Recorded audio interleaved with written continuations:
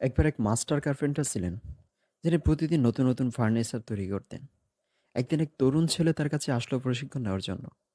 ছেলেটি খুবই উৎসাহী ছিল এবং একটু তড়িঘড়ি স্বভাবেরও ছিল।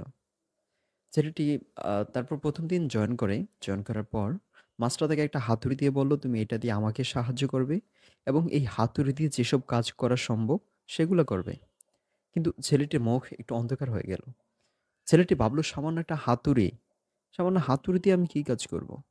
আমি আরো বড় কাজ করতে পারবো। আমি মাস্টারের কাছে আরো বড় কাজ শিখতে আসছি। কেন আমি হাতুড়ি দিয়ে কাজ করব? কিন্তু সে তখন মাস্টারকে কিছু বলার সাহস পেল না। তারপর এভাবেই সে দোকানে আসে, কাজ করে যেসব কাজ এই হাতুড়ি দিয়ে করা সম্ভব এবং মাস্টারকে সাহায্য করে। একদিন ছেলেটি নিজের কাছে নিজে অনেক ছোট বোধ হচ্ছিল। তারপর সে মাস্টারকে বলল, মাস্টার, আমি আরো বড় কাজ করতে চাই। আমিও আপনার মতো ফার্নিচার বানাতে চাই। আমি সামান্য একটা হাতুড়ি দিয়ে কি কাজ করব? মাস্টার তাকে প্রশ্ন করল, তুমি কি জানো এই ওয়ার্কশপে সবচাইতে গুরুত্বপূর্ণ জিনিস কোনটি? সে উত্তর দিল, শিলা, করাত নাকি ডিজাইন?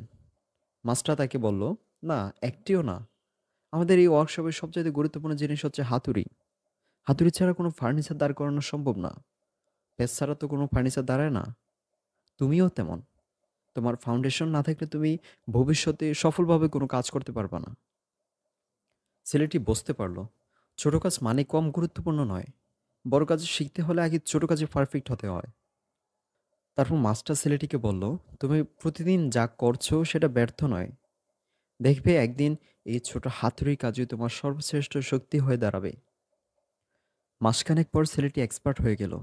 তার প্যাচ ঢুকানো এতই পারফেক্ট, তার প্যাচ ঢুকানো ফার্নিচার যেন আর নড়েই না। এরপর মাস্টার তাকে বড় প্রজেক্ট দিতে শুরু করলেন। কিন্তু শুরুটা হয়েছিল ছোট ওই হাতুড়ি দিয়ে। তাই এখান থেকে বোঝা যায় জীবনে কোনো কাজ ছোট নয়। প্রতিদিনের ছোট ছোট পদক্ষেপ একদিন তোমাকে নিয়ে যাবে স্বপ্নের দ্বার প্রান্তে। মনে রাখবে, বড় শক্তি লুকিয়ে থাকে ছোট শুরুতে।